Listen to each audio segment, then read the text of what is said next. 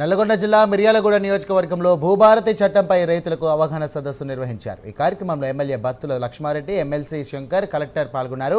భూభారతి చట్టంతో రైతులకు భూములకు సంబంధించి భద్రత, భూ సమస్యలకు శాశ్వత పరిష్కారం లభిస్తుందని తెలియజేశారు.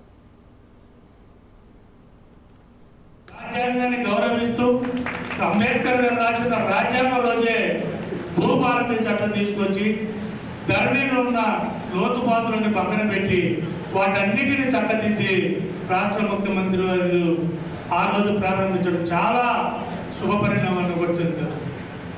ముఖ్యంగా పేద ప్రజలు ఎవరైతే మన మిర్యాలగూడ నియోజకవర్గంలో ఉన్న ప్రతి పేద కుటుంబాలు ఎకరం అరకరం చేస్తూ వాళ్ళకి ప్రభుత్వం నుంచి వచ్చే ప్రతిఫలాలు అందక సరి అయినగా ప్రభుత్వ భూములలో కానీ అసైన్ భూములలో కానీ భూతాలలో కానీ మిగతా కానీ దేంట్లోనే సరే వాళ్ళు ఏ దాంట్లో ఉన్నా కానీ వాళ్ళకి ప్రభుత్వ ఫలాలు అందట్లేదు. అందుకని ముఖ్యమంత్రి గారు పైలట్ ప్రాజెక్టు తిరుమలగిరి సాగర్తో పాటు మన మిర్యాలగూడలోని అడవిదేవి గ్రామాంశాలను కూడా తీసుకోవడం జరిగింది.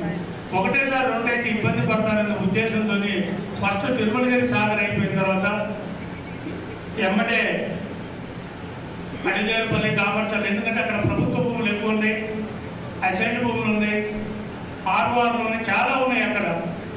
వీటన్నిటిని పరిష్కరించుకుని ఈ భూభారతిలో వాళ్ళకి ఏదైతే, ఎందుకంటే రాజశేఖర రెడ్డి గారు కాంగ్రెస్ పార్టీ రాజశేఖర రెడ్డి గారు గవర్నమెంట్లో ఇచ్చిన పట్టాలు కూడా వాళ్ళ పాపం ప్రభుత్వ ఫలాలు ఏది అంతగా ఇబ్బంది పడుతున్నారు.